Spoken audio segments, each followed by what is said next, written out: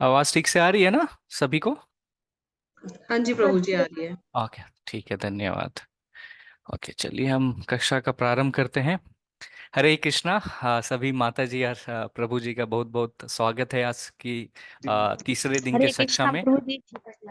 हरे कृष्णा माता जी। तो इस्कॉन से शादीपुरम की ओर से प्रस्तुत करते हैं हम गीता ज्ञान, गीता का सार, जो कि भगवत गीता की शक्ति को उजागर करना है।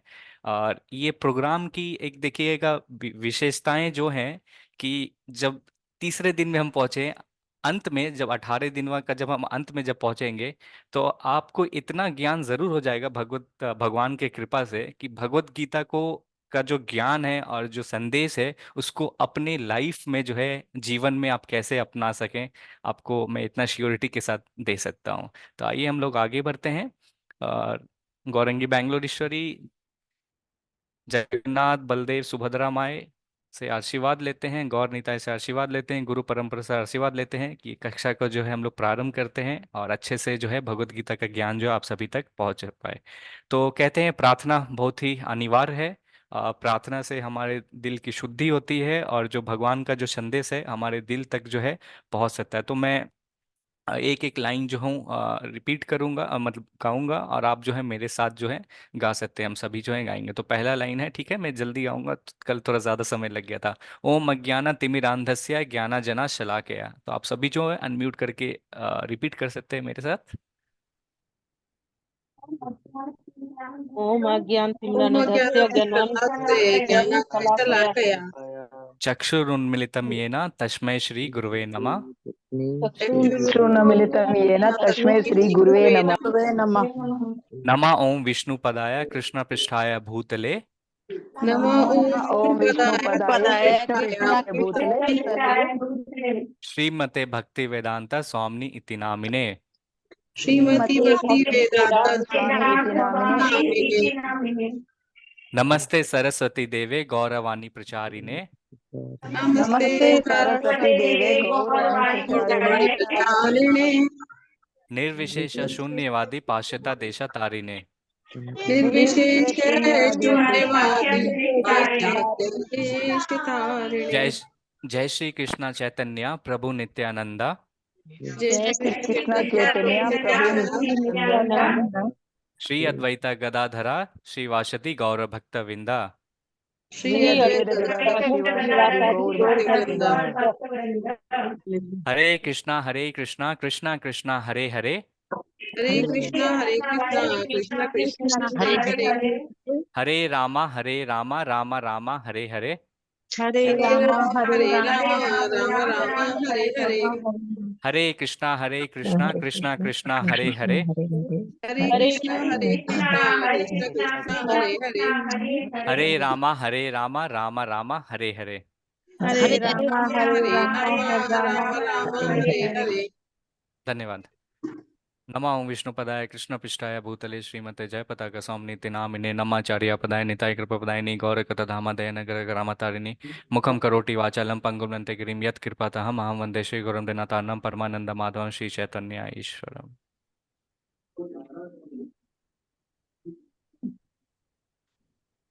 कि हरे कृष्णा, सभी भक्त का एक बार फिर से आज की कक्षा में स्वागत है। और आज जो है हम तीसरे अध्याय का चर्चा करेंगे। तो आइए हैं हम शिला प्रभुपाद कृष्णा कृपामूर्ति ऐसी भक्तिवेदांता स्वामी शिला प्रभुपाद, जो कि हमारे इस्कॉन के संस्थापक आचार्य हैं, उनको हम ये प्रोग्राम समर्पित करते हैं, क्योंकि उनके कृपा से ही जो है हम सभी जो है आज कक्षा कर पा रहे हैं। इनसे आशीर्वाद लेते हैं कि आज का कक्षा अच्छा हो और आप सभी जो है भगवत संदेश जो है पा सकें यथा रूप में, जैसे शिला प्रभुपाद जो है प्रेजेंट किए थे। परम पूज्य जय पताका स्वामी गुरु महाराज की जय। जे जो कि जीबीसी आध्यात्मिक गुरु हैं और इनसे ही प्रेरित हुए थे, इन्हीं के आदेश से जो हम सभी जो हैं भगवत गीता का जो है प्रचार कर रहे हैं ऑनलाइन के माध्यम से, सात विभिन्न विभिन्न भाषाओं में। और ये प्रोग्राम स्टार्ट हुआ जब जब कोरोना जब आया था, तब से जो है हम लोग जो है, और आज जो है गीता ज्ञान का 11वां बैच हम लोग जो है प्रारंभ किए हैं 5 मई से। तो ये गीता महात्म्य का वर्ष है। तो हम जैसे आप सभी को बता रहे थे जो आज प्रथम दिन आए हैं, तो हम प्रतिदिन जो है गीता महात्म्य का जो वर्ष है उससे स्टार्ट करते हैं। तो ये जो गीता महात्म्य का जो श्लोक है, ये सबसे ज़्यादा श्लोक जो है उच्चारण किया गया है। और कहते हैं कि गीता का क्या महत्व है, इसके बारे में जो है ये श्लोक से जो हम समझ सकते हैं। कोई आज से जो है हम लोग कोशिश करेंगे, अपना हाथ जो है डिजिटली आप उठा सकते हैं। जिसको भी पढ़ने की इच्छा है तो मैं जो जो एक एक करके ऊपर से चूज करके आपको जो है बोलते रहेंगे, सभी को मौका मिलेगा। तो आप जो है यहाँ से स्टार्ट कर सकते हैं। ये श्लोका मैं पढ़ देता हूँ और आगे से जो भी श्लोक आएंगे हम लोग सब साथ में जो है मिल के पढ़ेंगे, क्योंकि भगवान श्री कृष्ण कहते हैं कि जब भी कोई व्यक्ति जो है श्लोका जब पढ़ता है तो उनसे जो है भगवान बहुत ज्यादा प्रसन्न होते हैं। भगवत गीता का श्लोका और उसका जो अर्थात जो हम जो है पढ़ेंगे। ठीक है शिफाली माता जी, आप पढ़ना चाहेंगे? आप पढ़ सकते हैं माता जी, इसी श्लोक से स्टार्ट करते हैं। कृपा जो जी है सबके ऊपर बंटनी चाहिए। जी प्रभु जी। बाकी मलिने आप मोचनं पुंसा जलं स्नानं दिने दिने सकृद् गीताम्भसि जस्नानं संसार मलनाशनम। माता जी एक मनुष्य जल। सेकंड, मैं मैसेज डालना भूल गया था ग्रुप में। जी प्रभु जी। मुझे अभी याद आया। चलिए, श्लोक डालना भूल गया था।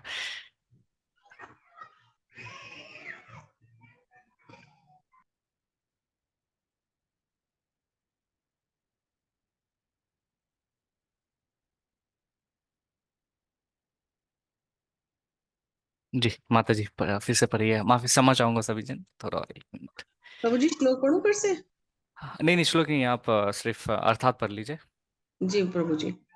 मनुष्य जल में स्नान करके नित्य अपने को स्वच्छ कर सकता है, लेकिन यदि कोई भगवत गीता रूपी पवित्र गंगा जल में एक बार भी स्नान कर ले तो वह भवसागर की मलिनता से सदा सदा के लिए मुक्त हो जाता है। महात्म्य 3। हरे कृष्ण प्रभु जी। हरे कृष्णा, धन्यवाद माता जी। तो ये बोलते हैं मला निर्मोचनम पुंसम संसारा मल नाशनम। तो इसको सबसे महत्वपूर्ण श्लोक क्यों कहा गया है देखते हैं। बोलते हैं हम डेली क्या करते हैं, सुबह सुबह जब भी व्यक्ति उठता है तो स्नान करके जल इत्यादि से है अपना शरीर को जो है शुद्धिकरण करते हैं। तो ये एक तरह का जो है शुद्धिकरण होता है। फिर दूसरा जो बोलते हैं हम, जब सभी जानते हैं गंगा माँ जो होते हैं बहुत पवित्र होते हैं। और हम बचपन से ही सुनते आए हैं, कहते हैं कि गंगा में स्नान करने से जितने भी पाप रहते हैं वो धुल जाते हैं। हम सब ये सुनते आए हैं।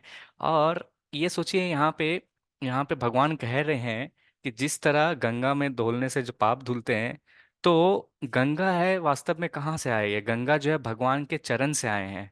जब वामन देव जब आए थे, वामन देव भगवान के अवतार है, वामन देव आए थे तो जो अपना पैर उठाए थे तो जो है 3 लोग से जो है बादल फट के उनके पैर चले गए थे।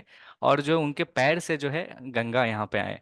तो यहाँ पे देखिए, जो भगवान के पैर से जो गंगा जो आती है वो इतना लोगों को, उसमें गंगा में नहाने से सबके सब जो है इतना शुद्ध बन जाते हैं, जितना पाप रहता है वो नाशनम हो जाता है।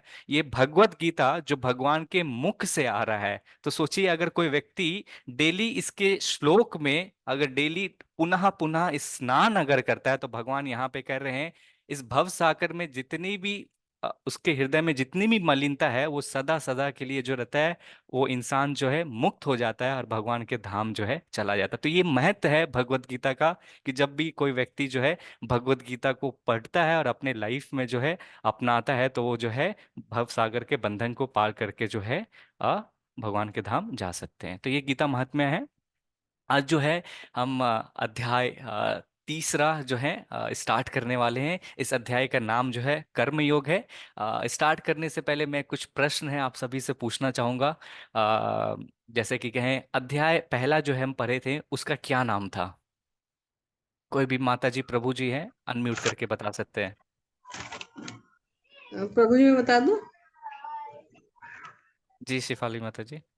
कुरुक्षेत्र के युद्ध स्थल में सैन्य निरीक्षण। बहुत बढ़िया। और कितने श्लोक थे? और दूसरा कोई भी माता जी या प्रभु जी बताएं। 46 श्लोक प्रभु जी। अच्छा, दूसरा अध्याय का क्या नाम था? शिफाली माता जी आप नहीं बताएंगे, कोई और बताएं। गीता सार। बहुत बढ़िया माता जी, प्रेम धन्यवाद माता जी। कितने श्लोक थे दूसरे अध्याय में? 72। धन्यवाद माता जी। ओके, तो ये जो है प्रश्न था, छोटा सा श्लोक था। तो आज का जो अध्याय हम चर्चा कर रहे हैं उस अध्याय का क्या नाम है? कर्मयोग प्रभु जी। कर्म। ठीक है। आप सभी ने, हम सभी ये तो जरूर सुने होंगे कि कर्म कर्म करो कर्म करो कर्म करो। तो यहाँ जो कर्म योग जो अध्याय जो हम शुरू कर रहे हैं, तो ये दो वर्ड से बना हुआ है, दो विषय है यहाँ पे, कर्म है और योग है। कोई भी माता जी प्रभु जी बता सकते हैं कि कर्म क्या होता है अपने वाक्य में, ऐसा कुछ सही और कुछ भी गलत नहीं है, आपको जो भी समझ में आया है, कर्म क्या होता है? हम जो भी कार्य करते हैं उसे कर्म कहते हैं। बहुत बढ़िया प्रभु जी, और कोई? हमें किरण निस्वार्थ माता जी। कर्म करना अच्छा, और कोई? किरण माता जी या कोई कुछ कहना चाह रहे थे? अम, हम संसार में रहते हुए अपने सारे कार्यों को करते हुए अगर हम ईश्वर भक्ति करते हैं तो और मतलब ईश्वर भक्ति करते हैं वो कर्म योग कहलाता है। जी धन्यवाद। और कोई माता जी या प्रभु जी कुछ कहना चाहेंगे कर्म के बारे में? योग में अभी हम आए नहीं है। चलिए ठीक है, हम देखते हैं योग का अर्थ क्या होता है, कोई बताना चाहेंगे? माता जी ने बताया। और कोई चैट बॉक्स योग में कोई लिख मतलब रहे हैं? भगवान के साथ जुड़ने का। बहुत बढ़िया, धन्यवाद शोभा माता जी। तो यहाँ पे जो है, जैसे प्रभु जी ने कहा कि कर्म का अर्थात जो होता है, अब व्यक्ति कोई भी कार्य करता है, तो कोई भी कार्रवाई करता है तो उसकी क्या होती है, प्रतिक्रिया होती है, अच्छा होता है या बुरा होता है। जब तक व्यक्ति कर्म नहीं करेगा, कार्य नहीं करेगा, तो उसका जो है फल को वो भोग नहीं पाता है। योग का अर्थात जो होता है, इसको इंग्लिश में योग को बोलते हैं कनेक्शन, कनेक्ट करना। जैसे कहते हैं ना, फोन है, फोन का चार्जर को लेके आप क्या करते हैं, उससे वायर जब लगाते हैं चार्जर के पॉइंट में, तो फिर जाता फोन जो है कनेक्ट हो जाता है। तो उसी तरह योग का अर्थात है, हम जो है भगवान, जो हम जो हैं मनुष्य जो है, जीव जो है, वो भगवान से जब कनेक्ट करता है तो इसे योग कहते हैं। और दोनों कर्म को, अपने कर्म को योग में, भगवान में मिला के करते हैं, तो इसे जो है कर्म योग कहते हैं। तो यहाँ पे है, दो अध्याय है कर्म योग के। पहला जो हम इस अध्याय जो है चर्चा कर रहे हैं, तीसरा, और पांचवा अध्याय में भी है जो है सेकंड पार्ट जो हम देखेंगे कर्म योग के। भगवान जो है, देखिए कर्म योग है लेकिन दो बार भगवान श्री कृष्ण जो है इस अध्याय में हम समझाएं, तो कर्म क्या है हम इस तरह से देखेंगे क्या क्या है। और आगे बढ़ते हैं, समय हो रहा है, मैं सोचा था रिकैप भी कर दूंगा कल के कल हमने जो जो पढ़ा था, बट समय को देखते हुए हम आगे बढ़ते हैं, ठीक है। ये प्रथम श्लोका है, कोई पढ़ना चाहेंगे? हरे कृष्णा। मैं पढ़ूं प्रभु जी? या जी निर्मल निर्मल प्रभु जी। अर्जुन उवाच जयायसि चेत कर्मणस्ते मता बुद्धि जनार्दन तत्किं कर्मणि घोरे मां नियोजयसि केशव। अर्जुन ने कहा, हे जनार्दन, हे केशव, यदि आप बुद्धि को सकाम कर्म से श्रेष्ठ समझते हैं तो फिर आप मुझे इस घोर युद्ध में क्यों लगाना चाहते हैं? हरे कृष्णा हरे प्रभु। कृष्णा, धन्यवाद प्रभु जी पढ़ने के लिए। तो यहाँ पे भगवान जो है, अर्जुन जो है स्टार्ट करते हैं, तो दूसरा अध्याय जहाँ पे खत्म होता है, तो यहाँ पे भगवान जो है सारी चीज़ का इंफॉर्मेशन देते हैं। अब अर्जुन यहाँ पे एक सवाल पूछता है कि भगवान मैं कर्म करूँ, अगर इस श्लोक को एक लाइन में अगर पूछूं, तो भगवान से ये सवाल पूछ रहा है कि मैं कर्म करूँ या संन्यास लूं। पिछले अध्याय में, दूसरा अध्याय जो भगवत गीता का एक सार है, कहते हैं कि दूसरा अध्याय अगर कोई भी व्यक्ति पढ़ लेता है तो भगवान जो है उसमें पूर्ण रूप से जो है ज्ञान दिए गए हैं, इसलिए उसको भगवत गीता का सार कहता है। तो भगवान जो है प्रथम में जो है पहले सांख्य योग के बारे में देते हैं, ज्ञान देते हैं अर्जुन को। फिर सांख्य योग के देने के बारे में क्या बोलते हैं कि हे अर्जुन, तुम जो हो आत्मा हो, वास्तव में क्या है, तुम शरीर नहीं हो। सांख्य योग के देने के बाद है भगवान श्री कृष्ण ने कर्म कांडा के बारे में बताया कि मनुष्य जो है किस तरह से कर्म करता है, फिर फल लेते हैं।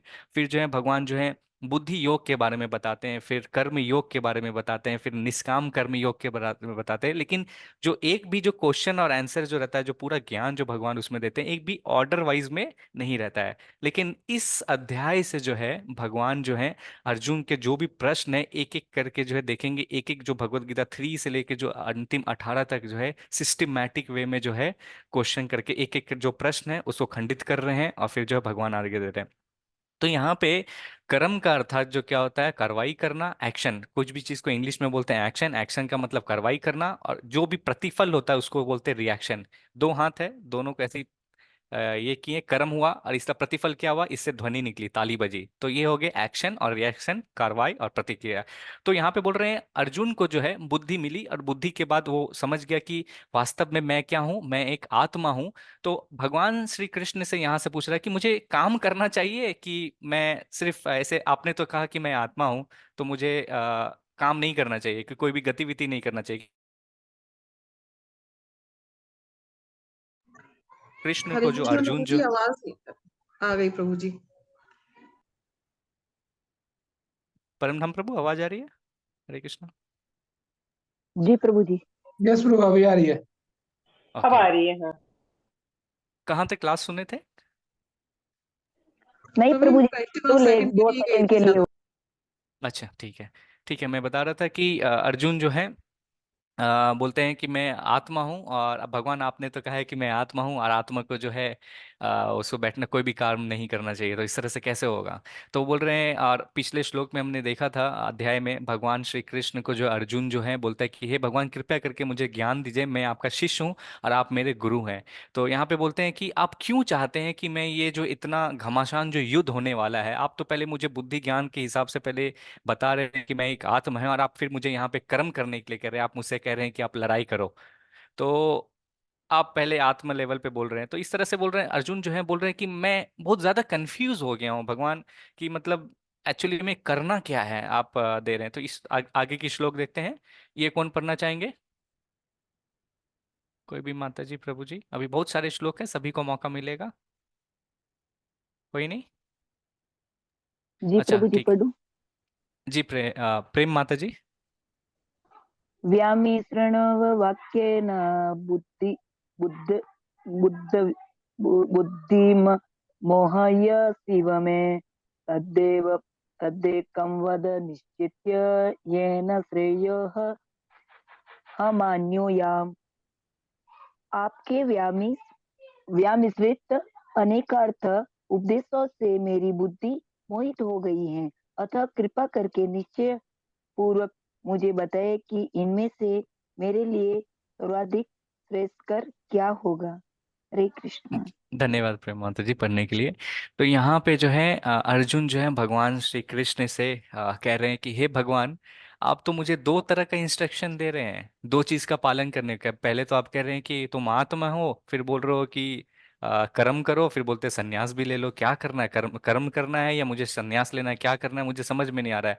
कौन सा पथ को जो है मैं फॉलो करूं, मैं लरूं या नहीं लरूं? आप कृपया करके मुझे बताइए, क्योंकि मेरी बुद्धि जो है वास्तव में बहुत ही ज्यादा मोहित हो गई है। यहाँ पे एक बहुत महत्वपूर्ण चीज है, हमारे आचार्य बताते हैं कि वास्तव में ये जो भगवत गीता है, ये हम लोगों के लिए बोला गया था। हम आगे के श्लोक में देखेंगे। तो अर्जुन भी जो है ना, ये जो प्रश्न है वो अपने आप तक नहीं रखा, वो प्रश्न जो है भगवान श्री कृष्ण को पूछ रहे हैं कि मेरे लिए क्या बेनिफिट है। जब हम हमें भी कभी कभी हम भौतिक जगत में या आध्यात्मिक जगत में कभी कभी हम फंस जाते हैं कि हमें पता नहीं चलता है क्या करना चाहिए नहीं करना चाहिए। जैसे मान लीजिए आप कभी कभी डाउट में आते हैं, इवन फोन भी आपको खरीदना रहता है, तो आप क्या करते हैं? अपने दोस्त या अपने सगे संबंधी से पूछते हैं ये लेना है या ये लेना है। तो उसी तरह भगवान से अर्जुन श्री कृष्ण भी बोल रहे हैं कि मुझे क्या करना चाहिए, मेरे लिए क्या महत्वपूर्ण है, मेरे लिए क्या अच्छा जो रहेगा। आपका मैं मदद ले रहा हूं। तो देखेंगे भगवान श्री कृष्ण जो है अर्जुन की जो स्पष्टता थी उसको जो है समझाते हैं। तो अर्जुन अपनी समझ से स्पष्ट करना चाहता था, तो भगवान श्री कृष्ण जो है आगे में देखिए क्या उत्तर देते हैं। तो ये कौन पढ़ेंगे? कोई माता जी या प्रभु जी, कोई भी? ओके, मैं श्लोक पढ़ सकता हूँ अगर आपको तकलीफ है श्लोक हरे पढ़ने में, कृष्ण प्रभु, कोई मैं पढ़ दिक। दूं गुरु? हरे कृष्ण प्रभु, जी। जी कृष्ण मैं प्रभु पढ़ूं? जी पढ़ सकते हैं। जी जी प्रभु जी। ठीक है। ओम नमो भगवते वासुदेवाय, ओम नमो। ठीक। ना कर्मण्यम अनार मम भक्ता नेस कर्मम पुरुष असुते ते ना चा सन्या सन्या सनंत एव सिद्ध्यम समुद्धि गच्छन्ति।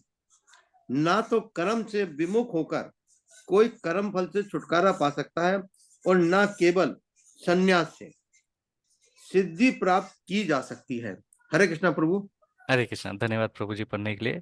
तो ये बहुत महत्वपूर्ण श्लोक है। यहाँ पे भगवान श्री कृष्ण पूर्ण रूप से जो है क्लियर है, और यहाँ पे बता रहे हैं। यहाँ पे देखिए अर्जुन जो है पूछ रहा था, तो भगवान श्री कृष्ण बोल रहे हैं कि उससे पहले अर्जुन बोल रहा है कि अगर मैं कर्म करता हूँ तो मुझे जो है पाप मिलेगा। अगर मैं कर्म करता, अर्जुन यही बोल रहा था कि अगर मैं लड़ाई करूंगा तो इतने व्यक्ति मरेंगे, तो उसका पाप जो है मुझे रहने मिलेगा। तो फिर यहाँ पे अगर बोल रहे हैं कि अगर भगवान श्री कृष्ण बोल रहे हैं कि अगर तुम नहीं भी करोगे कर्म, तो फिर क्या क्या सोचते हो कि तुम्हें जो है कर्म से मुक्ति मिल जाएगी? भगवान जो है उनको बता रहे हैं।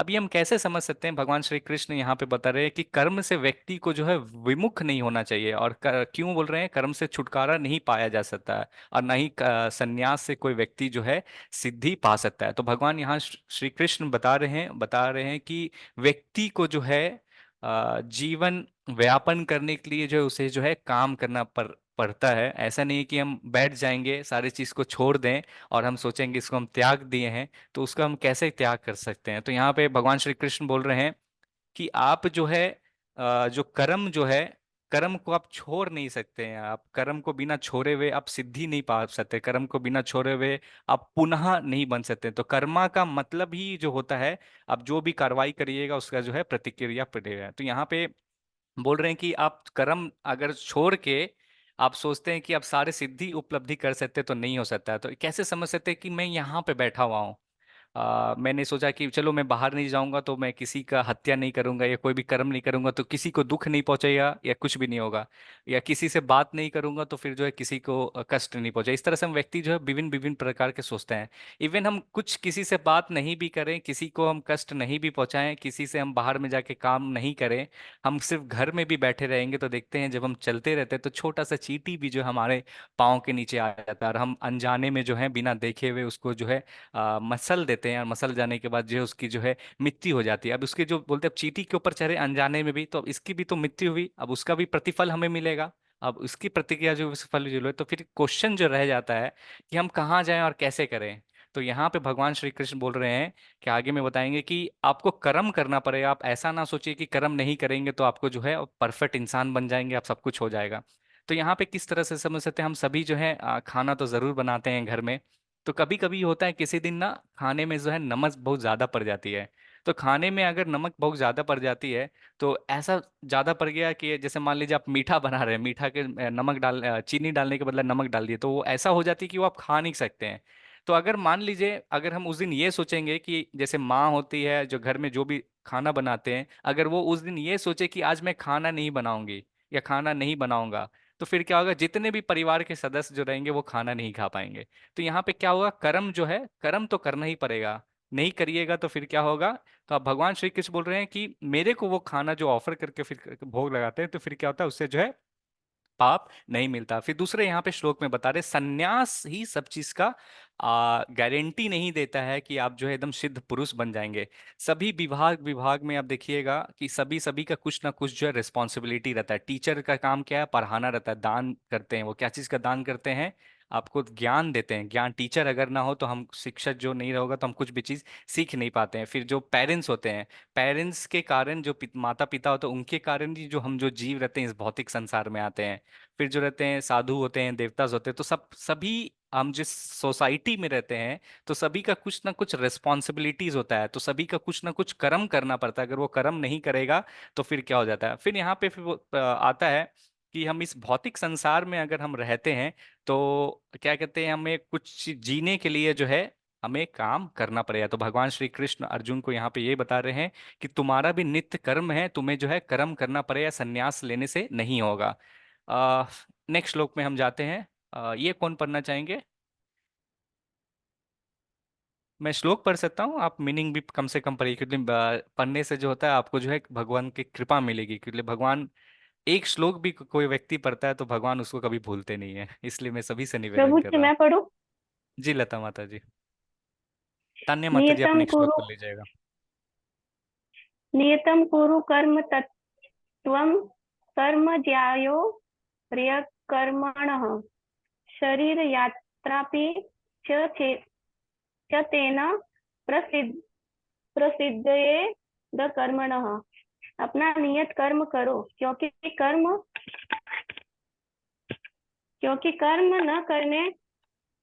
न करने की अपेक्षा कर्म करना श्रेष्ठ है। कर्म के बिना तो शरीर निर्वाह भी नहीं हो सकता। हरे हरे कृष्णा प्रभु कृष्णा। जी। धन्यवाद माता जी पढ़ने के लिए। तो एक सेकंड। ओके, तो यहाँ पे भगवान बहुत महत्वपूर्ण चीज बता रहे हैं। वास्तव में क्या है ना, आप सभी को याद होगा प्रथम अध्याय में जो है जब दोनों सैन्य के बीच में निरीक्षण हो रहा था तो अर्जुन कह रहे थे कि हे भगवान, मैं लड़ाई नहीं करूंगा, मैं जो हूँ जंगल चले जाऊंगा, क्योंकि इतने लोगों की हत्या करूंगा तो मुझे जो है पाप मिलेगा। इससे अच्छा तो है मैं सारे चीज को छोड़ के जो है वो अपना कर्तव्य नहीं निभा के जो है जंगल चले जाऊंगा, तो सब कुछ जो है ठीक हो जाएगा। और वहां पे जो अर्जुन कहते हैं कि मैं जंगल चले जाके जो है क्या करूंगा, वहां पे आराम से शांति से जो है लाइफ जो है व्यतीत करूंगा, और इस तरह से जो है मेरे जितने भी परिवारजन है और बंधु जो हैं वो सारे के सारे बच जाएंगे। तो भगवान श्री कृष्ण यहाँ पे कहते हैं कि अगर तुम जंगल चले जाओगे और फॉरेस्ट अगर चले जाते हो, जंगल जाने के बाद जो अपना कर्म जो है उसका तुम परित्याग कर रहे हो और तुम सोचते हो कि तुम सारी चीज से सिद्धि पालोगे, तो ये बिल्कुल ही जो है नहीं हो सकता। क्योंकि भगवान यहाँ पे कर रहे हैं व्यक्ति को अपना कर्म तो करना ही पड़ेगा। क्यों? क्योंकि बोल रहे कर्म जो है सबसे श्रेष्ठ होता है। अगर कोई व्यक्ति कर्म नहीं करेगा तो ये जो शरीर को चलाने के लिए जो आ, भोजन चाहिए या धन चाहिए तो वो भी व्यक्ति नहीं कर पाए। तो भगवान श्री कृष्ण यहाँ पे कहते हैं कि मान लीजिए हम सभी जो है वर्ण बना हुआ है। प्रथम जो है था पहले ब्रह्मचार्य का पालन करना पड़ता है, फिर गृहस्थ घुसते हैं, फिर गृहस्थ घुसने के बाद वानप्रस्थ आता है, फिर अंतिम में जाके जो अंतिम स्टेज जो होता है उससे संन्यास बोलते हैं। अगर मान लीजिए हमारे हृदय का जो है शुद्धिकरण नहीं हुआ है और मैं हमारे इच्छा बहुत सारे अभी हैं, और मान लीजिए मैं हिमालय में चले जाता हूँ, हिमालय में, एक सेकेंड, हिमालय में चले जाने के बाद जो है मैं म्यूट कर रहा हूँ। हिमालय में चले जाने के बाद मैं सोच रहा हूँ अरे मेरा परिवार वाला कैसा है, मेरे माता पिता ने खाना खाया कि नहीं खाया, मेरे बच्चे ने खाना खाया कि नहीं खाया, बैंगलोर में मेरा घर कैसा है। अब वहां पे सारी चीज को छोड़ के परित्याग करके हम हिमालय भी चले जाते हैं कि मैं ध्यान करूंगा और सारे कर्म नहीं करूंगा, तो फिर यहाँ पे क्या मतलब है? उससे अच्छा तो आप यहाँ पे रह के अपना परिवार का देखभाल कीजिए। तो बोलते हैं, श्रीला प्रभुपाद कहते हैं कि माया जो है सभी जगह है, आप वहां पे हिमालय में भी जाइए, सारी चीज को छोड़ के जो है वहां पे भी आपको मिलेगा। तो चैतन्य महाप्रभु कहते हैं, गृह ताको वने थाको सदा हरई बोले थाको। तो आप जहां पे भी रहिए, घर में रहिए या वन में रहिए या हिमालय में रहिए, जहां पे भी रहिए आप प्रभु का जो है नाम लीजिए। तो यहाँ पे भगवान बता रहे कि व्यक्ति को जो है कर्म करना ही पड़ेगा। भगवान श्री कृष्ण यहाँ पे ये कह रहे हैं। ठीक है। प्री मैच्योर जो बोलते हैं ना, संन्यास आप जो है नहीं ले सकते जब तक व्यक्ति का शुद्धिकरण ना हो, तो फिर ऐसा नहीं संभव है। आगे श्लोक देते हैं, बहुत महत्वपूर्ण श्लोक है, कौन पढ़ना चाहेंगे? बहुत इंपॉर्टेंट श्लोक है। शोभा माता जी, आप पढ़ना चाहेंगे? यज्ञात्वा कर्मणो यन्त्रं लोकोऽयं लोकोऽयं कर्मबन्धनः तदर्थ तदर्थं कर्म कौन्तेय मुक्त संघ समाचर। श्री विष्णु के लिए यज्ञ रूप में कर्म करना चाहिए, अन्यथा कर्म के द्वारा इस भौतिक जगत में बंधन उत्पन्न होता है। अतः हे कुंती पुत्र, उनकी प्रशंसता के लिए अपने नियत कर्म करो, इस तरह तुम बंधन से सदा मुक्त रहोगे।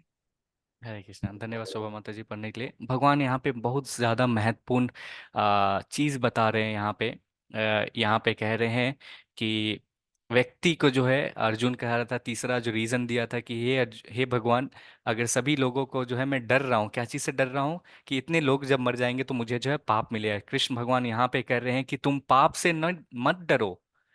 जब तुम मेरे लिए काम करोगे, मेरे को बीच में रखते हुए काम करोगे, तो आपको जो उससे जो है पाप नहीं मिले, और आप जो है इस भौतिक बंधन में जो है आप कभी भी नहीं फंसे। तो भगवान के लिए हमें जो है काम करना, तो हमें किस तरह से कर्तव्य करना है, किस तरह से कर्म करना है, भगवान श्री कृष्ण यहाँ पे बता रहे हैं कि कोई भी व्यक्ति भगवान विष्णु की प्रसन्नता के लिए अगर कार्य करते हैं, तो फिर भगवान श्री कृष्ण बता रहे हैं जब भगवान को बीच में रखते हुए कार्य करेंगे तो वैसा कार्य जो है कभी भी उसे बंधन में नहीं फांसता है। तो कर्म भी जो होते हैं तीन प्रकार के होते हैं, कर्मा, विकर्मा, अकर्मा। तो ये जो है हम तीन तरह का कर्मा जो है पांचवा अध्याय में जब पहुंचेंगे कर्म योग में, उसमें विस्तार रूप से हम देखेंगे।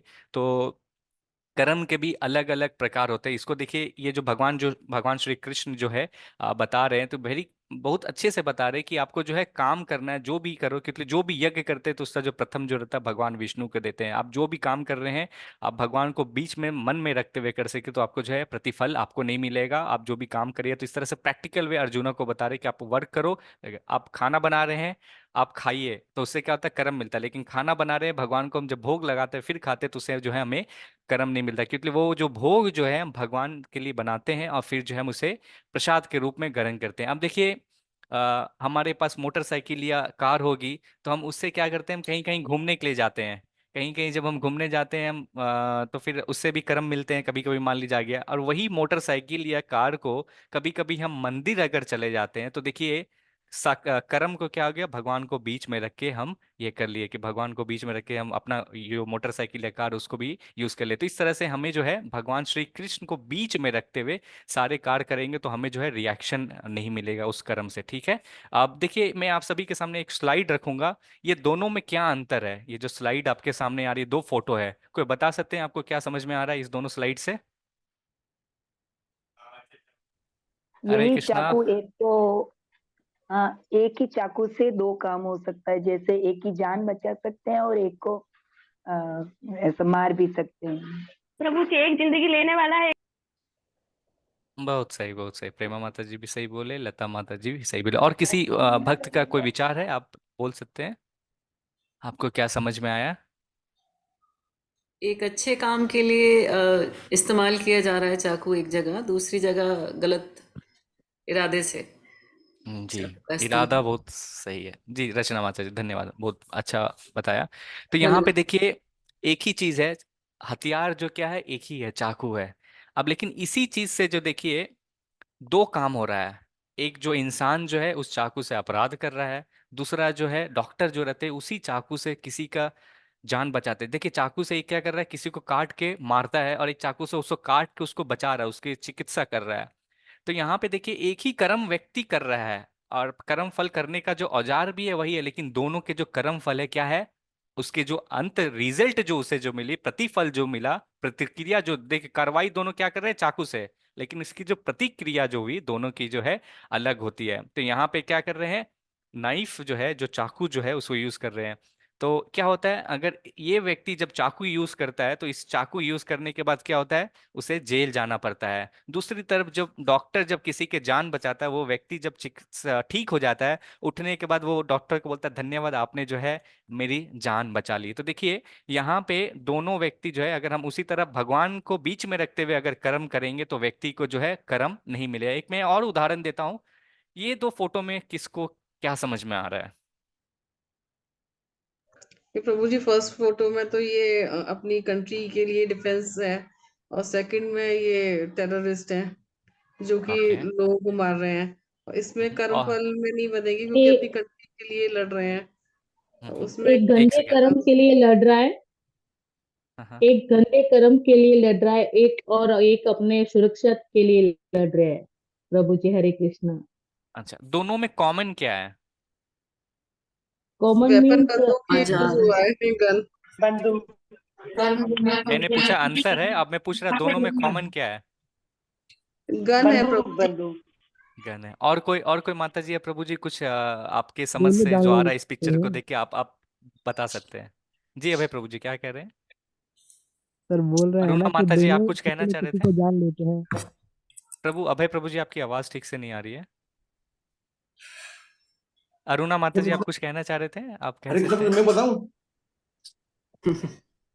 हरे कृष्णा प्रभु, जी जी प्रभु जी, आपके जो भी विचार है आप दोनों में एक एकता ये है कि दोनों युद्ध कर रहे हैं। एक देश हित में कर रहा है, एक अपने स्वार्थ के लिए कर रहा है। एक दोनों। एक मानवता की भलाई के लिए कर रहा है और एक मानवता को हाथ करने के लिए कर रहा है। चलिए ठीक है, हम अभी इसके ऊपर चर्चा करते हैं। आप सब जी जो आप माता जी या प्रभु जी जिसने भी कहा, मैं अभी म्यूट कर रहा हूँ, आप सभी ने है सही से बताया है। तो यहाँ पे देखिए दोनों में कॉमन क्या है, इसमें जो है कॉमन जो है ये बंदूक है, ये गन है, अस्त्र शस्त्र का प्रयोग कर रहे हैं।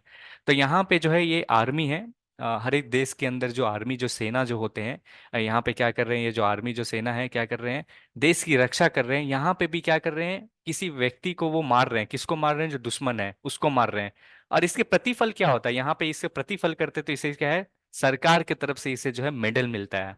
और दूसरी तरफ यहाँ पे देखिए ये जो आतंकवादी हैं या टेररिस्ट हैं, इनके हाथ में भी गन है, लेकिन ये क्या कर रहे हैं, एक देश के अंदर में ही रह के वो घुस रहे हैं, और फिर क्या करते हैं, ये जब मारते हैं किसी को तो इनको क्या मिलता है, सरकार की तरफ से इनको फांसी दिया जाता है। तो देखिए कर्म जो है यहाँ पे दोनों का एक ही है। जो वस्तु है वो भी अलग है, लेकिन दोनों का जो प्रतिफल हुआ वो अलग अलग हुआ। तो यहाँ पे हम कैसे समझ सकते हैं कि हम जो है जो भी कर्म कर रहे हैं उससे हम बंधेंगे नहीं, ये कैसे समझ सकते हैं? तो रूल्स जो होता है, जब हम नियम और कानून के हिसाब से जब हम फॉलो करेंगे, जब हम शास्त्र के हिसाब से फॉलो करेंगे, तो हम जो है कर्म के बंधन में व्यक्ति जो है फंसेगा नहीं। तो वहां पे क्या बता रहे हैं कि भगवान को बीच में रखते हुए कैसे हम कैसे समझ सकते हैं? जैसे कि मान लीजिए यहाँ पे जो है भारत सरकार के अनुसार जो है अगर हम काम करते हैं, भारत सरकार के अनुसार ये देश के रक्षक कर हैं, तो इसको क्या मिल रहा है? मेडल मिल रहा है, धन मिलेगा, संपत्ति मिलेगा, और इसको क्या मिल रहा है? हैंग कर दिया जा रहा है। अब यहाँ पे किस तरह से भगवान के प्रति जो है काम कर सकते हैं वो यहाँ पे बताएंगे। तो आगे हम देखते हैं। तो गवर्नमेंट के हिसाब से जो भी व्यक्ति काम करेगा तो फिर क्या होगा? उसको जो है इनाम दिया जाता है, दोनों का इनाम जो है अलग रहता है। तो कर्म इसी तरह से फरता है। ये बहुत महत्वपूर्ण श्लोक है, ये 3.14 है। इसमें हम देखते हैं भगवान आगे क्या बताते हैं कि कर्म का जो विधान था और बता। कोई माता जी या प्रभु जी पढ़ना चाहेंगे जल्दी से? अब क्योंकि बहुत सारे अभी भी बाकी हैं। आज एक मैं बहुत महत्वपूर्ण कहानी सुनाऊंगा मैं आप पढ़ूं? मैं सबको। पढ़ूं जी मैं कविता पढ़ूं? जी। माता जी। हाँ। अन्नाद् भवति भूतानि पर्जन्यादन संभव यज्ञाद् भवति पर्जन्यो यज्ञ कर्म समुद् भव। सारे प्राणी अन्न पर आश्रित हैं जो वर्षा वर्षा से उत्पन्न होता है। वर्षा यज्ञ संपन्न करने से उत्पन्न होती है और यज्ञ नियत कर्मों से उत्पन्न होता है। जी धन्यवाद ईशा माता जी। कविता माता जी आप नेक्स्ट श्लोका पढ़ सकते हैं, इसके बाद अभी और भी हैं श्लोका। तो जी यहाँ पे जी देखिए, यस। जी यहाँ पे जो है भगवान बता रहे हैं आगे के श्लोक में, 9वां श्लोक में भगवान बोलते हैं कि मेरे लिए कर्म करो, मुझको बीच में रखते कर्म करो। अब इस श्लोक में जो है 3 से लेकर 9:14 के बीच में जो है भगवान बोलते हैं चलो कम से कम मेरे ऊपर आस्था नहीं रहते हैं तो विभिन्न प्रकार के जो देवी देवता रहते हैं कम से कम उसके लिए कर्म करो। तो यहाँ पे हम कैसे समझ सकते हैं? यज्ञ का अर्थात जो क्या होता है, यज्ञ का मतलब होता है आहुति देना। ठीक है, यज्ञ का मतलब होता है आहुति देते। तो जब व्यक्ति आहुति देता है तो उससे क्या होती है? वर्षा आती है। और जब वर्षा आती है तो क्या होता है? ये अन्न आता है, ये एक साइकिल है। अब ये साइकिल को हम कैसे समझ सकते हैं? यहाँ पे बोल रहे हैं अब क्योंकि हम ये व्यक्ति जो रहते हैं हम ये अन्न पर ही आश्रित रहते हैं। हम इस धरती पे भी जो हम आते हैं ना, जो मनुष्य जो रहता है, जब माता पिता के द्वारा मनुष्य जो रहता है वीर से जब आते हैं, तो इस भौतिक संसार में आने से पहले जो है अन्न हम व्यक्ति खाते हैं, माता पिता खाते हैं। और उस अन्न जो है वो अन्न कैसे आ रहा है? वर्षा के द्वारा आ रही है। तो वह अन्न से जो है वो जीव आता है, बारिश से जो है वो जीव आता है और अन्न में घुसता है। फिर माता पिता जब मिलते हैं फिर उसके आगे बढ़ते हैं तो वो आता है। तो ये कैसे होता है? ये यज्ञ, ये पूरा तरह का एक साइकिल है जो भगवत गीता में विभिन्न तरह से बताया गया। तो ये यहाँ पे है जो उन लोगों के लिए है जो भगवान को नहीं देना चाहते, लेकिन यहाँ पे बोल रहे हैं जो वर्षा से जो आया, ग्रेन आया। और ये तो बोलते हैं इस एज के लिए क्या हमें यज्ञ करना चाहिए, क्या यजना है। तो ये प्रैक्टिकल यहाँ पे भगवान बता रहे हैं कि भगवान जो है देख सकते हैं एक सेंटर हेड रहता है। इस सोसाइटी में भी देखिएगा एक प्राइम मिनिस्टर हो या प्रेसिडेंट रहता है। तो बाकी क्या होता है? प्रजा होती है। तो भगवान भी जब बनाए तो क्या बताते हैं? एक मनुष्य बनाते हैं और देवी देवता बनाते हैं। अब दोनों के बीच में जब तक कॉपरेशन नहीं रहेगा, दोनों मेल मिलाप से नहीं रहेंगे। देखते हैं हमारे घर में भी अगर कोई मेल मिलाप से नहीं रहता है तो क्या होता है? झगड़ा होता है। तो हर एक को एक एक पोर्टफोलियो मिलेगा। कोई एक रेन मिनिस्टर रहता है, वर्षा के एक मिनिस्टर रहते हैं, कोई वाटर मिनिस्टर, कोई रोड मिनिस्टर। इस तरह से हम देखते हैं ना, भारत में भी रहते हैं। तो उसी तरह देवी देवता के विभिन्न विभिन्न पोर्टफोलियो होते हैं। कोई अग्नि, वायुदेव, अग्निदेव, इंद्रदेव, इस तरह से सबका होता है। सबका काम जो होता है वो पोर्टफोलियो देते हैं। तो मनुष्य और देवता को इस भौतिक संसार में खुश रहने के लिए जो है ये सब भगवान बताते बोलते हैं। वास्तव में जो है दोनों अच्छा से रहें तो मनुष्य जो है यज्ञ करता है, कुछ आहुति देता है, और आहुति देने के बाद जो है यज्ञ करने के बाद जो है भगवान खुश होकर जो वर्षा देते हैं, और वर्षा देने के बाद जो है व्यक्ति को जो है अन्न मिलता है। तो यहाँ पे हम सभी जो है बिना खाना के तो नहीं रह सकते हैं। अब जो बारिश जो होती है, जो वर्षा जो होती है, या आप देखिए हवा जो हम जो लेते हैं, पानी और हवा जो दो चीज का जो अहमियत हम दोनों लास्ट 25 साल में हम समझे हैं। पहले जो होता है पानी का बॉटल जो है कोई व्यक्ति खरीदता नहीं था। घर के जो कुआं जो होते थे या चापाकल होता तो उससे भर के ले जाता था। आजकल तो देखिए हर घर में एक्वागार्ड, और बिना उसका नहीं। हवा भी जो है वो भी हम फ्री में ले रहे हैं, लेकिन जब से कोरोना आया तो हम उसको उसको भी पैसा दे के हम लेने लगे। तो ये जो फ्री में जो हम लोग ले रहे हैं, वास्तव में क्या हो रहा है? वास्तव में हम फ्री ले रहे हैं लेकिन हम रिटर्न नहीं दे रहे। तो इस तरह से ये क्या है? ये एक तरह से चोरी है। तो क्या बोलते हैं, हमको भी रिटर्न देना पड़ता है। तो पीपल, ये हम कैसे समझ सकते हैं कि आप जिस संसार में रह रहे हैं, अब मान लीजिए हम कमा रहे हैं, या आप बिजनेस कर रहे हैं, व्यवसाय कर रहे हैं, तो जिस संसार में देश में रह रहे हैं, तो आपको टैक्स देना पड़ता है, आय देना पड़ता है। अगर आप आय कार नहीं भर रहे हैं उस देश का, तो आपको जो है चोर माना जाता है। तो उसी तरह हम जो फ्री में जो भगवान के द्वारा जो विद्युत प्रकार जो मिला हुआ है उसको हम ले नहीं रहे हैं और चोरी कर रहे हैं, तो यहाँ पे क्या होता है, उस तरह से जो होते हैं रहेंगे, तो फिर हम अपने केवल ही जो रह रहे हैं मटेरियल सप्लाई ले रहे तो रहे। तो भगवान यहाँ पे कह रहे हैं कि इस तरह से जो है ऑल्टरनेट, तो ये बोल रहे हैं कि व्यक्ति को जो है थोड़ा सा तो ये सब करना चाहिए एटलीस्ट, इससे जो है देवी देवता भी एटलीस्ट प्रसन्न हो और अपना नियत करें, तो कम से कम जो है दाना पानी जो है वो चलते रहे। हम आगे देखेंगे, श्लोक की ओर बढ़ते हैं। कविता माता जी आप पढ़ सकते हैं।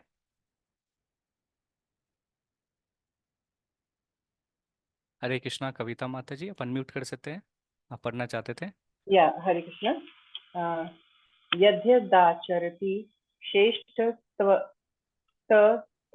तदेवेतरो जनः स यत् प्रमाणं कुरुते लोकस्तदनुवर्तते। महापुरुष जो जो आचरण करता है, सामान्य व्यक्ति उसी का अनुसरण करते हैं। वह अपने अनुसरणीय कार्यों से जो आदर्श प्रस्तुत करता है, संपूर्ण विश्व का अनुसरण करता है। हरे राम। हरे कृष्ण, धन्यवाद माता जी। देखिए ये बहुत बहुत बहुत महत्वपूर्ण श्लोक है भगवत गीता का। इससे जो है हम अपने जीवन में क्या उतार सकते हैं। इस कक्षा में जो है मेरे से बहुत ज़्यादा वरिष्ठ माता जी और प्रभु जी हैं। आप सभी अपने अपने घर के लीडर हैं, समझ रहे हैं। अध्यापक है कि अगर आप अच्छे से अगर कर्तव्य नहीं करते हैं, तो फिर क्या रहेगा, घर का जो संचालक है वो अच्छा से नहीं हो पाएगा। आप बहुत सारे यहाँ पे माता जी और प्रभु जी हैं, अपने ऑफिस में मैनेजर होंगे। अगर आप लीडर अच्छे से काम नहीं करेंगे, तो बाकी जो है आपको देखेगा। अब बहुत सारे माता जी प्रभु जी जो होंगे, घर में टीचर, स्कूल, सब विभिन्न विभिन्न प्रकार के एक ना कोई ना पोस्ट है, कोई छोटे मायने पे, कोई बड़े पद मायने पे, कहीं ना कहीं आप सभी जो हैं वास्तव में जो आप सभी महापुरुष हैं। आप सभी जो हैं घर में बाहर में सभी को जो है बच्चे को पाल रहे हैं और इस तरह से उनको सिखा रहे हैं। तो यहाँ पे बोल रहे हैं हमें बोल रहे हैं कि क्यों करना चाहिए, ये एक पहले प्रश्न आ रहा है, क्यों करना चाहिए। तो बोल रहे हैं कि जब हम कोई भी काम करेंगे, तो दूसरा व्यक्ति जो है हमें देख के सीखेगा, हमें जो है फॉलो करेगा। तो क्या बोलते हैं, आचार ही प्रचार होता है। तो आप सभी जो है एक लीडर है, इसलिए आपको जो है आप जो भी कार्य करें, आप बहुत ही सावधानी पूर्वक से करें, क्योंकि आपको देख के आपके घर वाले, आपके जितने भी परिवार हो, आप जहां पे भी रहते हैं, छोटा सर्कल हो या बड़ा सर्कल हो, आपको देख के सभी व्यक्ति जो है सीखेंगे। यहाँ पे बोलते हैं यद यद आचरति श्रेष्ठाः। हमें किस तरह से काम करना है, यहाँ पे भगवान उदाहरण दे रहे हैं, जैसे कि महान व्यक्ति जो रहता है उस तरह से काम करता है। तो हम जो भी काम करेंगे, तो हमको जो है व्यक्ति उस तरह से बनाए। यहाँ पे भगवान रामचंद्र का उदाहरण देते हैं, इसलिए कहते हैं ना, भगवान का राम अभी जो है मंदिर की भी उद्घाटन हुई अयोध्या में, रामलल्ला भगवान जी आए हैं। तो हम सभी चाहते हैं कि उस समय त्रेता युग में जो भगवान राम थे, तो उसको बोलते थे मर्यादा पुरुषोत्तम राम कहते थे, और उनको बोलते थे राम राज। हम चाहते हैं कि वो जो राम राज था अभी भी हमारे पास आ जाए। तो भगवान देख सकते हैं कितना भी कठिनाई आए, जो भी चीज आए, भगवान अपना पर्सनल एग्जाम्पल दिए कि किस तरह से जो है कठिनाई को लेके जो है हम पी के जो हम आगे बढ़ते रहिए। आप इमेजिन करिए कि आपको जो है एक बार राजा बना दिया गया है, और दूसरे दिन ही आपको कहा जाता है कि आप जो है सिंहासन छोड़ के 14 साल के वनवास में चले जाइए। बहुत मुश्किल है, आप समझ रहे हैं। दशरथ अर्थ है कि जिस तरह से बोले कि आप जंगल चले जाइए, तो भगवान श्री रामचंद्र ने कोई भी, उनके एटीट्यूड में जो था कोई भी चेंज नहीं था। वो बोले ठीक है, जैसी आपकी इच्छा मैं चले जाता हूँ। आप कोई बड़े, आपको कंपनी का सीईओ बना दिया जाता है, प्रमोशन दे के आपको सीईओ बना दिया जाता है, और फिर दूसरे दूसरे इस हम सुबह में प्रमोशन दिया और शाम में जो आपका डिमोशन करते बोलते हैं आपको कंपनी से निकाल दिया, तो आप कैसा महसूस करेंगे, आप समझ सकते हैं। तो इसी तरह जब भगवान रामचंद्र जो अपना ड्यूटी कर रहे थे, क्योंकि उनके पिता ने की जो इच्छा था उनका पालन किया, तो कर्तव्य का पालन करना बहुत ही ज्यादा महत्वपूर्ण है। महात्मा गांधी का जो नाम जो है महात्मा दिया गया, क्योंकि बोलते हैं ना, उस समय जो पता चला आया था खादी, खादी का है, बोलते हैं अंग्रेज का जो प्रत्यागना। तो महात्मा गांधी ने खादी धारण किया, खुद से चरखा बना के खादी बनाया। तो सभी पूरा देश के देखिए वासी जो सब उनका क्या करने लगे, परिचालन करने लगे। तो यहाँ पे देखिए अब्राहम लिंकन है, नेल्सन मंडेला है। तो ये सब महान महान लीडर हैं जो हमारे अलग अलग देश में, अलग अलग सोसाइटी में रह के जो है वो कुछ ऐसे कार्य किए कि बाकी सब इंस्पायर होके, बाकी सब प्रोत्साहित होके उनके पद पे चलने लगे। तो ये बहुत महत्वपूर्ण चीज है कि हम जो भी कहते हैं, हम जैसा भी करते हैं, तो हमारे परिवार के जन, हमारे आसपास के सभी जन जो है हमारा हमें बहुत ध्यान से देखते हैं और बहुत एक उदाहरण देता हूँ। बहुत छोटा सा एग्जांपल आप सभी देखते हो। एक बार की बात है, एक पिता थे, उनकी ऑफिस से कॉल आई। अब ऑफिस से कॉल आई और उस दिन जो है उनको छुट्टी लेके रखे हुए थे। तो फिर कॉल पे आए और फिर बोल रहे हैं कि बेटी को फोन दे दिए और कहते हैं कि बोल दो पापा घर पे नहीं है। अब ये जो बेटी जो है फोन लेके पापा को घर के ले लिए, तो बेटी क्या समझी, ओके झूठ बोलना सही है। अब ये किसके आचरण से सीख रहे हैं, अपने पिता से। तो हमें जो है बहुत ही ज्यादा अच्छे माध्यम से रहना चाहिए। जो भी हम बोलते हैं या जो भी करते हैं, कि हमारे घर के बच्चे या जो भी सदस्य रहते हैं वो सीखते हैं। तो बच्चे यहाँ पे सीख रहे हैं कि अच्छा, मतलब नेक्स्ट टाइम अगर फोन आएगा तो बोल देंगे झूठ बोलना सही है, मतलब क्योंकि पापा सिखाया। तो हम सभी का कुछ ना कुछ जो रिस्पॉन्सिबिलिटी है, और हम सभी को समझना है कि हमें जो भी कर्तव्य करना है, जो भी काम करें एज अ वरिष्ठ, या जो भी हमारे फैमिली के लिए या सोसाइटी के लिए या देश के लिए, हम सभी का कुछ ना कुछ जो है महत्व है, हमारा कुछ ना कुछ सेवा है जो हम भगवान के लिए करें और बहुत प्रैक्टिकल वे में करें। तो अर्जुन को भी यहाँ पे भगवान श्री कृष्ण बोलते हैं, अगर तुम भाग जाओगे हे अर्जुन युद्ध छोड़ के, तो फिर क्या होगा। जो बाकी के जो समाज के जो लोग हैं वो तुम्हें देख के क्या सीखेंगे। सभी बोलेंगे तुम तो कायर हो। तो अर्जुन अगर कायर, तो हम लोग का क्या होगा। तो हम सभी का छोटा या बड़ा इन्फ्लुएंस है। हम उस तरह से जो है जो भी कार्य करें, अपना सब चीज को देखते हुए कार्य करें। बहुत ही महत्वपूर्ण श्लोक है ये। मैं समय को देखते हुए मैं ही पढ़ देता हूँ। कृत्ते यद्ध्यातो विष्णुम त्रेतम यजतो माखः द्वापरे परिचार्यानम कलाओ तद्धरि तद्धरि कीर्तनात्।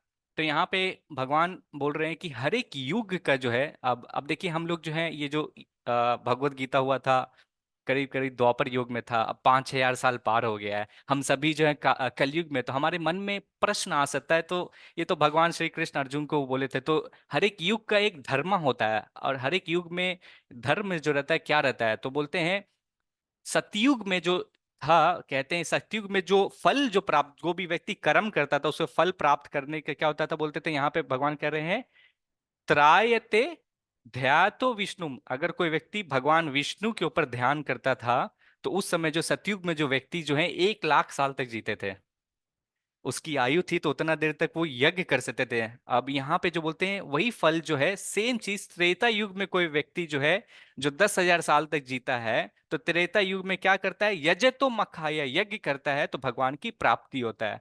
द्वापर युग में क्या बोल रहे हैं, परिचार्यानम, भगवान की अच विग्रह को प्रचार कर पूजा करता है। तो यहाँ पे द्वापर युग में व्यक्ति जो 1,000 साल तक जीता है। शास्त्र में हमारे बताते हैं कलयुग में जो है 100 साल तक मनुष्य की आयु रहता है। अब कल यहाँ पे क्या बोल रहे हैं, कलौ तद धरी कीर्तनत। तो बोल रहे हैं कलयुग में सिर्फ मात्र अगर कोई व्यक्ति जो है हरे कृष्णा कृष्णा कृष्णा हरे हरे, हरे राम राम राम हरे हरे, ये जो संकीर्तन है, अगर ये कीर्तन का अभ्यास कोई व्यक्ति करता है, तो मात्र इसी कीर्तन के अभ्यास करने से जो है भगवान के व्यक्ति जो है धाम में चल जाते हैं। तो हम किस तरह ये यज्ञ जो है समझ सकते हैं। अब देखिए बहुत प्रैक्टिकली भगवान यहाँ पे बता रही है। ये जो है इस युग की जो है युगा धर्म है, संकीर्तन युगा धर्म है। अब मात्र भगवान के नाम लेने से जो हम भगवान के धाम जा सकते हैं। क्यों बता रहे हैं कलयुग में जो नाम लेने से जा सकते हैं।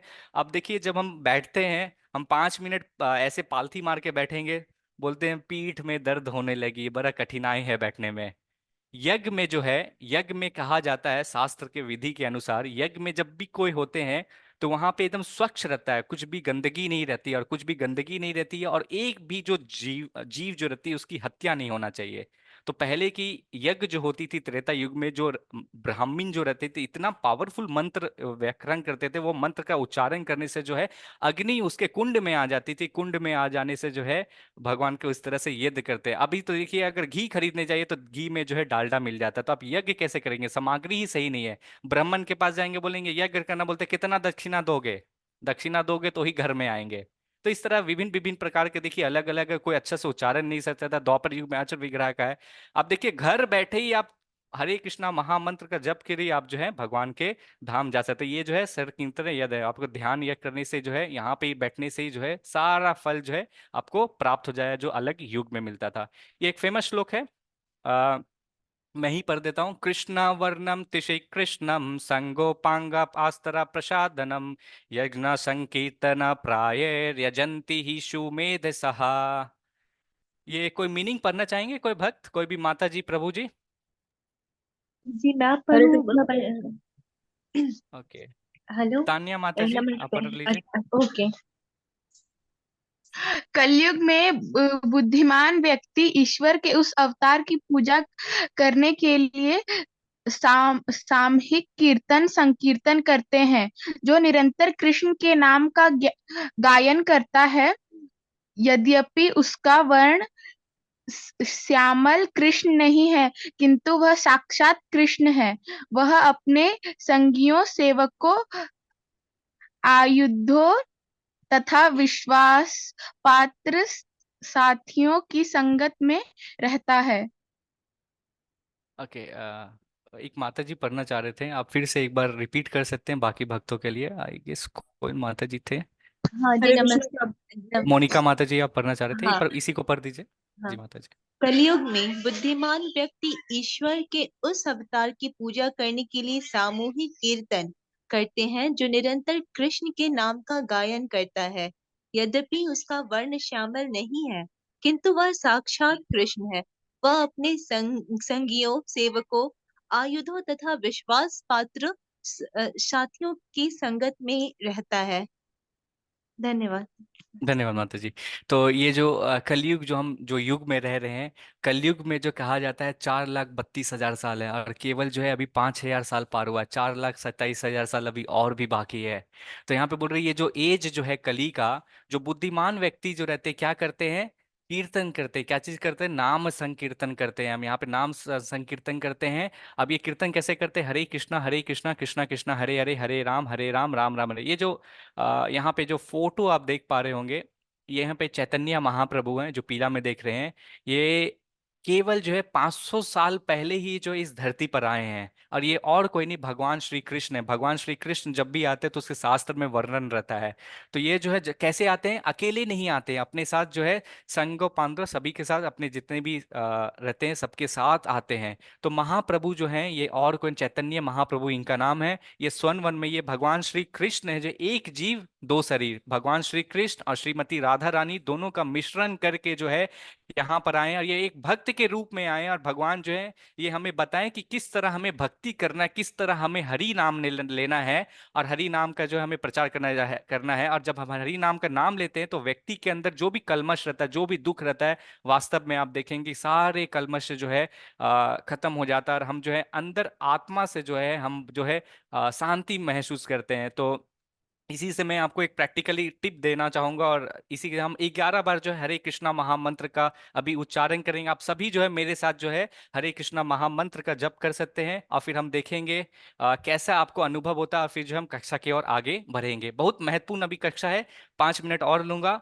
बहुत अच्छा कहानी है, आप सभी को सुन के अच्छा लगेगा। तो आइए हम सभी जो है 11 बार हरे कृष्णा महामंत्र का जप करते हैं। हरे कृष्णा कृष्णा कृष्णा हरे हरे, हरे रामा राम रामा हरे हरे, हरे कृष्णा कृष्णा कृष्णा हरे हरे, हरे रामा राम रामा हरे हरे, हरे कृष्णा कृष्णा हरे हरे, हरे रामा राम रामा हरे हरे, हरे कृष्णा कृष्णा हरे हरे, हरे रामा राम रामा हरे हरे, कृष्णा कृष्णा कृष्णा हरे हरे, हरे रामा राम रामा हरे हरे, हरे कृष्णा कृष्णा हरे हरे, हरे रामा राम रामा हरे हरे, कृष्णा कृष्णा हरे हरे, हरे रामा राम रामा हरे हरे, कृष्णा कृष्णा कृष्णा हरे हरे, हरे रामा राम रामा हरे राम हरे, राम हरे कृष्णा हरे, हरे कृष्णा, हरे कृष्णा कृष्ण कृष्णा हरे कृष्ण हरे, कृष्ण हरे हरे हरे, राम राम हरे राम राम हरे राम हरे, राम, कृष्णा हरे हरे कृष्णा कृष्णा, हरे कृष्णा कृष्णा कृष्णा हरे कृष्ण हरे, हरे हरे कृष्ण राम हरे हरे हरे हरे, राम, राम राम राम राम हरे हरे, हरे हरे कृष्ण हरे हरे, हरे कृष्णा, हरे कृष्ण हरे कृष्णा कृष्ण, कृष्णा कृष्ण हरे हरे, कृष्ण हे हरे राम हरे, हरे राम, हरे राम राम राम राम हरे राम हरे हरे। हरे कृष्णा ओके, कृष्णा कृष्ण म्यूट कर रहा हूँ अभी सभी को। हम 11 बार जब किए तो बोल रहे भगवान श्री कृष्ण वो कह रहे हैं महाप्रभु के रूप में जब आए, जब हम ये नाम संकीर्तन करते, देखिए अभी 11 बार हम चैंट किए और इस ग्रुप में करीब करीब 50 से 60 जन हैं, सब एक साथ मिल के सामूहिक जप हुआ। अभी सामूहिक जब 11 × 50 कर दिए तो 550 बार का फल आपको मिला। अब बोलते ये कोई भी जाति के, कोई भी धर्म के, कभी भी किसी समय भी आप है ये जप का कर सकते हैं। और इस जप को करने से जो है हम भगवान श्री कृष्ण के साथ जो है एक संबंध बनाते हैं। भगवान के जब जब हम संबंध बनाते हैं तो हमारे हृदय के अंदर जो मलिनता जो रहती है वो धीरे धीरे जाती है, और फिर जो है हम भगवान के आगे की ओर, भक्ति की ओर अग्रसर हो जाते हैं। मैं आगे बढ़ता हूँ। ये बहुत ही ज़्यादा one of the famous story है, क्योंकि रामायण से ली गई है। आप काफ़ी लोग इसकी कहानी भी जानते होंगे, लेकिन मैं जो हूँ ये कहानी जो बताने वाला हूँ ये भगवान राम की है, जो हमारे मोदी जी हैं उनके कृपा से जो है राम लल्ला जी जो है अयोध्या में फिर से जो उनकी मंदिर का जो है निर्माण हुआ। तो आइए हम सभी जो है द्वापर त्रेता युग जाते हैं, जब अयोध्या में जो है भगवान राम जी जो है वहाँ पे रहते थे। ठीक है, तो यहाँ पे हम एक सेकेंड में म्यूट कर रहा हूँ ताकि कोई डिस्टर्ब नहीं हो। ओके, तो ये स्टोरी जो है, ये कहानी जो है समय की है, अयोध्या की है। ध्यान से सुनिएगा, बहुत महत्वपूर्ण कहानी है और आपको आभास होगा कि किस तरह से हमारे जो है जीवन की व्यापन करना चाहिए। तो ये उस समय की बात है जब प्रभु श्री राम, सीता मैया और लक्ष्मण भगवान जो है जब 14 साल का वनवास काटने जा रहे थे, तो अयोध्या से निकल के जो है जंगल की ओर प्रस्थान कर रहे थे। तो जब प्रस्थान कर रहे थे तो प्रस्थान करने समय एक शोर से दूसरे शोर जाने के लिए एक नदी था, उस नदी का नाम था सरयू। तो जब उस वहां पे जब पहुंचे, तो वहां पे पहुंचने के बाद जो है वो सोचते हैं कि इस शोर से दूसरे शोर जो है कैसे जाया जाए। तो उसी समय ये एक केवट रहता है, केवट जो रहता है, जो व्यक्ति जो नाव को चलाता है उसे केवट कहते हैं। अब जो केवट जो वहां पर आता है और बोलता है कि मैं आपको मदद करता हूँ इस जो है नदी को पार कराने में। तो भगवान बोलते हैं ठीक है आप मदद करो। तो ये जो केवट रहता है ये कहता है मेरी एक शर्त है बट। तो भगवान तीनों आश्चर्यचकित रह जाते हैं कि क्या मांग रहे हो। तो बोलता है मुझे आपसे कुछ चाहिए। तो भगवान जो रहते हैं, भगवान राम, लक्ष्मण भगवान और सीता मैया एक दूसरे को देखते हैं, बोलते हैं हमारे पास क्या है जो मैं तुम्हें देख सकता हूँ। तो ये जो केवट रहता है, केवट कहता है कि मैं जो हूँ आपका जो है चरण धोना चाहता हूँ। अब ये सब जो है बहुत ही ज्यादा समझ में नहीं आता, चरण क्यों धोना चाहता है। फिर बोलता है नहीं नहीं चरण, बोलता है आप चरण धोएंगे तो ही मेरे जो है नाव पे आप सवार हो सकते हैं। अब ये बोलते लक्ष्मण जी जो है थोड़ा सा रुष्ट हो जाते, बोलते हैं ये कैसा है कि हम चलो दूसरा केवट हम ढूंढ लेते हैं। बोलते हैं नहीं नहीं प्रभु यहाँ पे और कोई अभी केवट नहीं है, अभी शाम का समय है, आपको यहाँ पे मैं ही पार करा दूंगा, बट मेरी जो है ये इच्छा है कि मैं आपका जो है चरण धोऊं। तो अब ये भगवान जो राम जी रहते हैं समझ नहीं पाता और बोलते हैं कि ये कैसा है कि आप मेरा चरण धोना चाहता। तो ये जो केवट रहता है ये बोलता है कि मैंने सुना था कि आप इतना मायावी हैं, आपके पास इतनी शक्ति है, जब आप बहुत जवान थे, जब आप शादी से पहले विश्वामित्र मुनि के साथ जब आप गए थे, तो आपके चरण से जो है वास्तव में एक पत्थर था, वो पत्थर पिघल के जो है एक औरत बन गई थी। तो मुझे भय है कि अगर आपके चरण मेरे नाव पे अगर पड़ती है तो ये नाव भी कहीं एक जो है स्त्री ना बन जाए। अब बोलते हैं भैया मुझे माफ करियो, अगर ये एक स्त्री बन गई तो घर में एक और स्त्री ऑलरेडी है, उससे एक उत्पन्न एक बेटी है। अगर एक बेटी ऑलरेडी है, एक बेटी अगर यहाँ पर और बन गई तो मेरी दो दो बेटी हो जाएगी। अगर दो दो बेटी हो जाए तो मेरा खाना पीना कैसे चलेगा और उसकी मैं शादी कैसे करवाऊंगा। मैं भैया रिस्क नहीं लेना चाहता हूँ, इसलिए मैं जो हूँ चाहता हूँ कि कम से कम आपके पैर में जो भी हो मैं उसको धो दूंगा और उसके बाद आप मेरे नाव पे सवार होना, तब जो है कम से कम मेरे को कोई डर नहीं रहेगा। तो इस तरह से केवट जो है भगवान को जो है याचना करता है। तो भगवान समझते हैं, भगवान परमात्मा रूपी सभी के हृदय में जो है समझते हैं। तो फिर बोलते ठीक है चलो तुम मेरी चरण को जो है धो लो। तो भगवान की वो जो है चरण धोता है और चरण धोने के बाद जो है भगवान राम भगवान, लक्ष्मण भगवान और सीता मैया जो है केवट के नाव पे बढ़ जाते हैं, और इसी तरह जो है केवट का नाव को जो है वो धीरे धीरे जो सरयू नदी जो रहता है उसको लेके एक छोर से जो है दूसरे छोर के तरफ जो ले जाता है। और इसी तरह जब भगवान यात्रा कर रहे थे तो भगवान रामचंद्र जो है माता सीता की ओर देखते हैं और लक्ष्मण की ओर देखते हैं, उसे कहते हैं पैसा है क्या। क्योंकि जब 14 साल का जो वनवास काट के आ रहे थे, सारे जितने भी आभूषण, जितने भी धन थे, सब के सब वो तो घर में परित्याग करके आ गए। तो उनके पास धन ना कोई स्वर्ण मुद्रा जो है कुछ भी नहीं थी। इवन माता सीता मैया भी जो थे वो भी साध्वी का ड्रेस धारण की थी, उनके भी जितने भी जेवर जेवरात थे सारे के सारा जो है वो घर में छोड़ के आ गई थी। तो माता कहते देने के लिए तो इसके पास, मेरे पास कुछ भी नहीं है, तो क्या किया जाए। तो माता सीता जो कहती है कम से कम एक चीज जो है, मेरे कान का जो है ये जो है कुंडल है जो कि सोना का है, ये प्रभु आप यूज कर सकते हो और जो है केवट को दे सकते हो, क्योंकि ये है।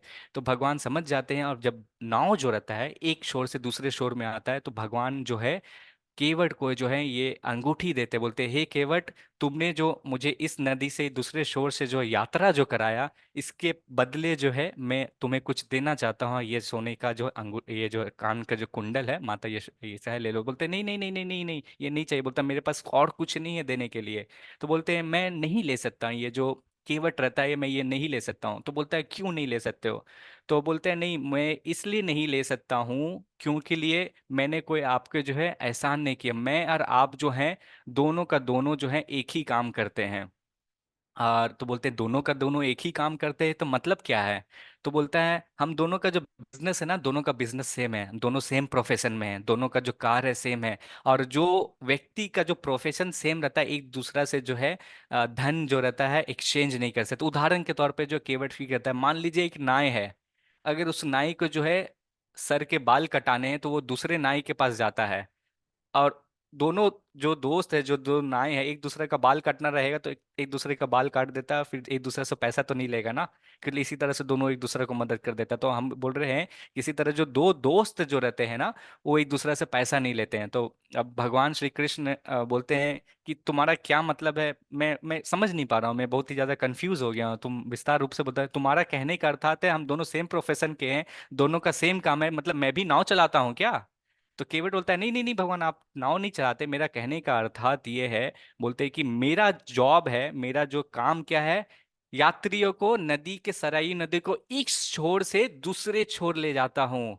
हे भगवान, आपका काम जो है, हम जो मनुष्य जो है इस भौतिक संसार में यहाँ के जो फंसे हुए हैं, आपकी की कृपा से जो है व्यक्ति जो रहता है इस भौतिक संसार से आध्यात्मिक संसार चले जाता है। तो हम दोनों का हुआ ना भगवान, दोनों का सेम सेम काम, तो कैसे रहेंगे। तो यहाँ पे जो आज जो अध्याय जो हमने जो पढ़ा है कर्म योग है, तो यहाँ पे भगवान श्री कृष्ण देखिए क्या सिखा रहे हैं कि कोई भी हम काम करते हैं, कुछ भी हम करते हैं, तो उसका जो पहले क्या करें, केवट का जो करे, कोई भी चीज़ हमें मुफ्त में नहीं लेना चाहिए। कहीं पे भी हम देखते हैं ना मुफ्त में काम है, तो भगवान भी ये दिखा रहे हैं कि कर्म करना है। कोई भी व्यक्ति से हम मदद लेते हैं या कुछ करते हैं तो उस व्यक्ति को जो है उसकी प्रतिफल हमें वापस देना पड़ता है। फिर यहाँ पे बताते हैं कि प्रिस्क्राइब ड्यूटी कैसे लेते हैं, मनी लेकर रहते हैं, कर्म कैसे कर रहे हैं, मनी लेकर करते हैं। तो यहाँ पे देखिए दोनों नाविक है। तो जब हम भगवान श्री रामचंद्र का जब हम शरण लेते हैं, और ये केवट जो जानता था भगवान श्री रामचंद्र जो बहुत ही भगवान महान है, और इस तरह से जो व्यक्ति जो केवट जो रहता है भगवान का जो है आश्रय नहीं करता है, और अंत में क्योंकि भगवान ने केवट को मदद उसकी सेवा ली, अब भगवान ने की सेवा वो केवट किया, तो अंत में कहते हैं जब अंतिम जब भगवान का लीला समाप्त करने का जो समय आता है तो ये केवट जो है भगवान के धाम चले जाता है। तो दूसरी लेसन हम क्या सीख सकते हैं कि भगवान देखिए बहुत ही ज़्यादा दयालु होते हैं, और किसी भी व्यक्ति के जो होते, कोई भी धर्म का हो, कोई भी जात का हो, तो जात पश्चाताप नहीं करते हैं, आप कोई भी जात से हो ऐसा नहीं करते हैं। लेकिन हम कभी कभी क्या करते हैं ना कि आप ये जात से हैं, आप ऊंचे आपके पास ज़्यादा पैसा है, आपके पास कम है, हम कभी कभी पश्चाताप ये करते हैं, डिफरेंस करते हैं कि आपके आपके पास ज्यादा पैसा है तो मैं आपसे दोस्ती करूंगा, आपके पास पैसा नहीं है तो मैं नहीं करूंगा। हम क्या करते हैं, मतलब जिससे जहां फायदा मिला हम उससे दोस्ती करते हैं। कभी तो भगवान करे कि कभी भगवान के लिए लेके सेवा करो, और भगवान जो है इस केवट को जो है अंत में जो है वैतरणी रिवी जो नदी जो आता है वहां से पार करा के जो आध्यात्मिक जगत में ले जाता है, ये इसको फल मिला। ये केवट को जो एक बार भगवान का मात्र सेवा किया, वो जो है भगवान उस सेवा को कभी भी नहीं भूले और भगवान जो है उसको आध्यात्मिक जगत में ले गए। तो आइए हम सब जो है इस कर्मयोग से सकते हैं कि भगवान भी जो रामचंद्र थे यहाँ पे भौतिक जगत में आके हमें सिखाएं कि किस तरह से व्यक्ति का जो कर्तव्य है, जो पालन है, उसको करना चाहिए, फल की चिंता ना करें, भगवान के ऊपर आश्रित रह के करते रहें, तो कर्म का जो है भगवान कह रहे हैं उस व्यक्ति को कोई भी जो है अपना कर्तव्य का फल बोलते हैं कर्म के बंधन में वो नहीं फंसेगा। तो ये था आज का छोटा सा कहानी। आइए हम सभी जो है देखते हैं अभी तक जो है हमने क्या क्या डिस्कस किया है।